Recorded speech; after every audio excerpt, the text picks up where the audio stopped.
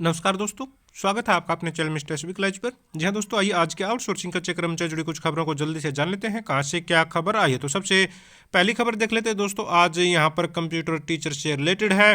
Computer शिक्षकों और lab सहायकों को हरियाणा कौशल रोजगार निगम के अधीन लाने की तैयारी। जी हाँ, सरकारी स्कूलों में दोस्तों जो हरियाणा के कंप्यूटर टीचर काम कर रहे हैं, लैब सहायक काम कर रहे हैं, कंप्यूटर लैब सहायक है, उन 4200 कर्मचारियों को कौशल रोजगार निगम में लाने की तैयारी कर रहे हैं। जी हाँ, ये भी आप लोगों को बता दें कि कंप्यूटर टीचर और लैब सहायक दोस्तों पिछले 10 वर्षों से भी ज़्यादा हो गए हैं इनको काम करते हुए।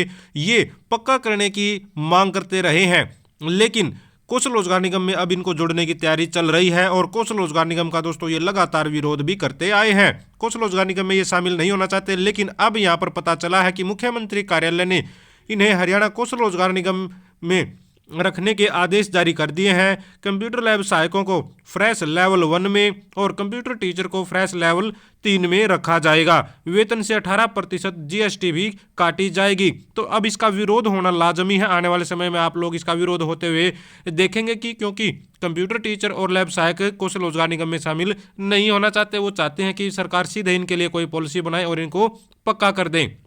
साथियों, इस महीने की 31 तारीख को, जी हाँ 31 मार्च को इनका जो है कार्यकाल समाप्त होने जा रहा है। तो अब इनकी फाइल है जो मुख्यमंत्री से मंजूरी मिल चुकी है, 1 साल का कार्यकाल बढ़ जाएगा। वित्त विभाग के पास फाइल भेजी हुई है, कार्यकाल बढ़ जाएगा और कौशल रोजगार निगम में शामिल कर लिया जाएगा। आगे देख लीजिए, यहाँ पर शीर्षा से अपडेट है। प्रदेश सरकार कॉन्ट्रेक्चुअल टीचर को रेगुलर करने की पॉलिसी बनाए। जी हाँ, कॉन्ट्रेक्चुअल टीचरों को रेगुलर करने की पॉलिसी की मांग कर रहे हैं यहाँ पर डॉक्टर आर्या। बता दें आप लोगों को, जो प्रदेश के, जी हाँ हरियाणा के लगभग जो सरकारी जितनी भी यूनिवर्सिटीज़ हैं इनमें लगभग 1034 अनुबंध सहायक प्रोफेसर कार्यरत हैं। साथियों, ये इनका जो भविष्य है वो किसी भी तरह से फिलहाल सुरक्षित नहीं है, इनके अस्तित्व पर खतरा मंडरा रहा है। इसलिए इन्होंने यहाँ पर सरकार से मांग की है कि कोई ना कोई ऐसी पॉलिसी बनाई जाए रेगुलर करने की, इन कर्मचारियों का भविष्य जिसे सुनिश्चित हो सके, पक्का हो सके दोस्तों। तो इन्होंने भी यहाँ पर सरकार को लेटर भेजकर, यानी कि अपनी जो है जो 20 सदस्यीय जो प्रतिनिधि मंडल है, उन्होंने महामहिम राज्यपाल और मुख्यमंत्री से उनके आवास पर मुलाकात करके रेगुलर पॉलिसी बनाए जाने की मांग को लेकर पत्र सौंपा है। तो हर जगह से आप लोग देखेंगे कि चाहे वो एक यूनिवर्सिटी का सहायक प्रोफेसर है या फिर एक ग्रुप डी का कर्मचारी है, तो सभी पक्का करने की मांग जो है लगातार करते आ रहे हैं।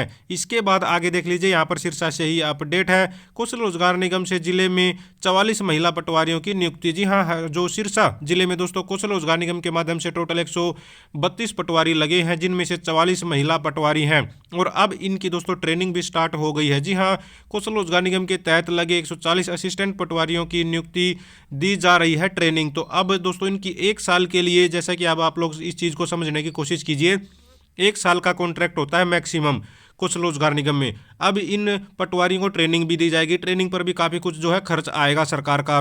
तो इस तरह के मामलों में कम से कम सरकार को ये देखना चाहिए भाई आपका जो ट्रेनिंग का खर्च है, जो समय है, वो जो वेस्ट हो रहा है, उसका अच्छा भरपूर लाभ लेने के लिए ज़्यादा से ज़्यादा कॉन्ट्रैक्ट बढ़ाना चाहिए। मिनिमम से मिनिमम कोई भी कर्मचारी अगर लगता है तो 5 साल का तो उसका कॉन्ट्रैक्ट होना ही चाहिए। अब जब 1-1 साल का कॉन्ट्रैक्ट होता है, उसमें भी ट्रेनिंग पीरियड होता है, तो इसमें क्या बचत होनी और क्या वो काम कर पाएंगे। तो सरकार को चाहिए कि जो इस तरह की पोस्ट है, खासकर जिनको ट्रेनिंग स्पेशल देनी पड़ती है, उस ट्रेनिंग का ज़्यादा लाभ मिल सके सरकार को भी और कर्मचारियों को भी। तो ऐसी पोस्टों के लिए दोस्तों लंबे समय के लिए अनुबंध सरकार को करना चाहिए, यानी कि पटवारी जैसी पोस्टों के लिए हम स्पेशल बात कर रहे हैं। वैसे तो सभी का कॉन्ट्रैक्ट ज़्यादा से ज़्यादा होना चाहिए या फिर एक सुरक्षित पॉलिसी इनके लिए बननी चाहिए।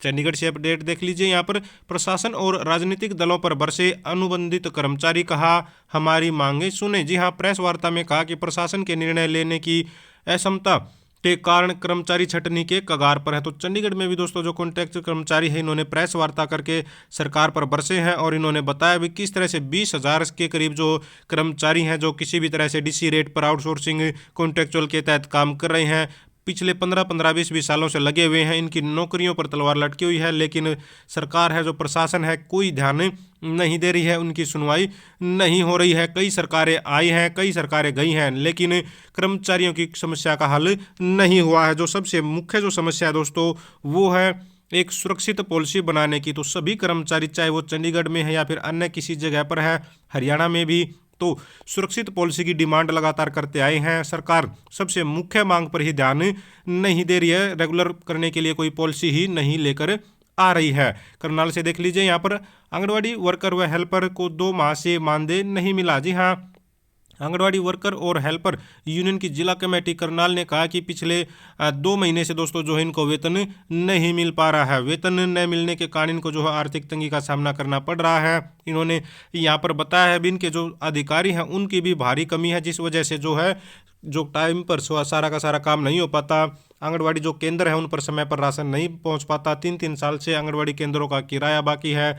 वर्कलोड बहुत ज़्यादा है, 200 वर्कर व हेल्परों के पद खाली पड़े हैं। इस वजह से चीज़ें हैं जो सुचारू रूप से नहीं चल पा रही हैं। तो इन्होंने यहाँ पर मांग की है कि नए पदों को जो है भर्ती किया जाए, नए पदों पर जितने भी खाली पद पड़े हैं, और साथ में इनका जो मानदेय है, ठीक है, आंगनवाड़ी वर्कर का और हेल्पर का जो 2 महीने से नहीं आया उसको भी जारी किया जाए। करनाल से ही अपडेट देख लीजिए, यहाँ पर मांगों को लेकर एचएसवीपी कर्मचारी यूनियन ने दिया है धरना।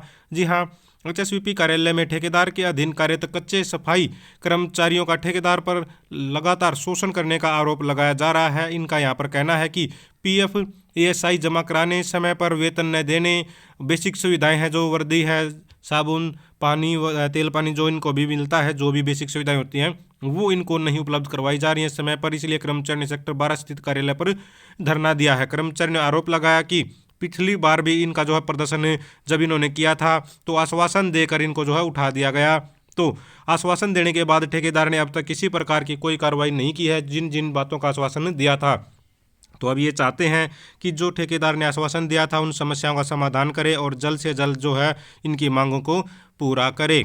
हिसार से देख लेते हैं, कार्यकारी अभियंता ने कर्मचारियों की मांगों के समाधान का दिया है आश्वासन। तो दोस्तों यहाँ पर कर्मचारियों को आश्वासन मिला है कार्यकारी अभियंता की तरफ से। बता दें आप लोगों को, हरियाणा कर्मचारी महासंघ से संबंधित पीडब्ल्यूडी मैकेनिकल कर्मचारी यूनियन दोस्तों कार्यकारी अभियंता से यहाँ पर मिली अपनी समस्याओं को लेकर।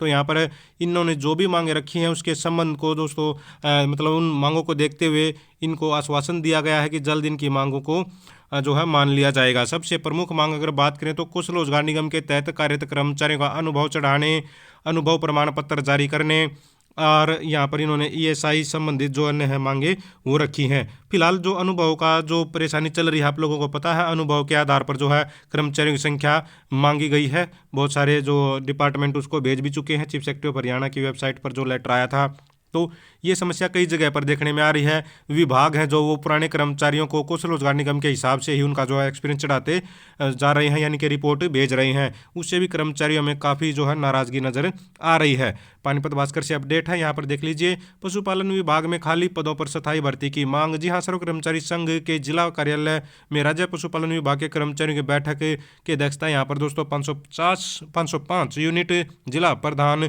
शिव कुमार अलावत और मंच संचालन राज्य कमेटी सचिव एवं जिला सचिव तेजिंदर खरब ने किया है। बता दें साथियों आप लोगों को, यहाँ पर कर्मचारियों का आरोप है कि कर्मचारियों की कमी के कारण इनको ऐसे पदों पर कार्य करना पड़ रहा है जो इनका नहीं है। यानी कि इन्होंने कहा कि स्वीपर कम चौकीदार से जबरन पद विरुद्ध ड्यूटी ली जा रही है। अब कर्मचारियों की कमी होगी तो वही काम तो सारे करने हैं, तो पद के विरुद्ध ड्यूटी इनसे ली जा रही है।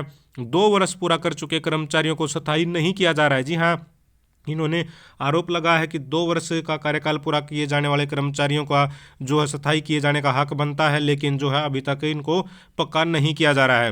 वही देखिए, ये तो आप लोगों को पता है 2 साल तो बहुत कम यहाँ पर मांग की गई है। हालांकि रूल तो यही कहता है, ठीक है, लेकिन यहाँ तो 5 साल 10 साल 15 साल वालों की भी सुनवाई नहीं हो रही है। हंसी बरवाला से देख लीजिए, यहाँ पर Surendra Hooda all power corporation worker, जी हाँ, all power corporation worker union की यूनिट प्रधान चुने गए हैं। तो हांसी में यहाँ पर all Haryana power corporation worker union मुख्यालय हिसार संबंधित सर्व कर्मचारी संघ हरियाणा का त्रैवार्षिक सम्मेलन दोस्तों डिवीजन सर्कल में यहाँ पर हुआ है और पद अधिकारियों की दोस्तों यहाँ पर जो है नियुक्ति की गई है। यहाँ पर आवाज़ उठाई गई है कि सरकार के सामने जो आज तक मांगे उठाते आ रहे हैं कर्मचारी, उसकी तरफ सरकार का किसी प्रकार का कोई ध्यान नहीं है। सरकार बिल्कुल ही जो है कर्मचारियों की तरफ ध्यान नहीं दे रही है। 9 सालों में कर्मचारियों की मांगों का समाधान नहीं किया गया है। तो इस वजह से यहाँ पर कर्मचारियों ने अपनी जो है आवाज़ भी बुलंद की और यहाँ पर जो है कार्यकारिणी का गठन भी किया है। तो दोस्तों ये थी सारी की सारी आज की आउटसोर्सिंग कच्चे कर्मचारी जुड़ी खबरें। अगर आप भी चाहते हैं हरियाणा में एजुकेशन से रिलेटेड कच्चे कर्मचारी जुड़ी खबरें समय पर पाना तो चैनल को जरूर सब्सक्राइब करें, वीडियो को लाइक करें, दोस्तों के साथ शेयर करें। Thank you very much.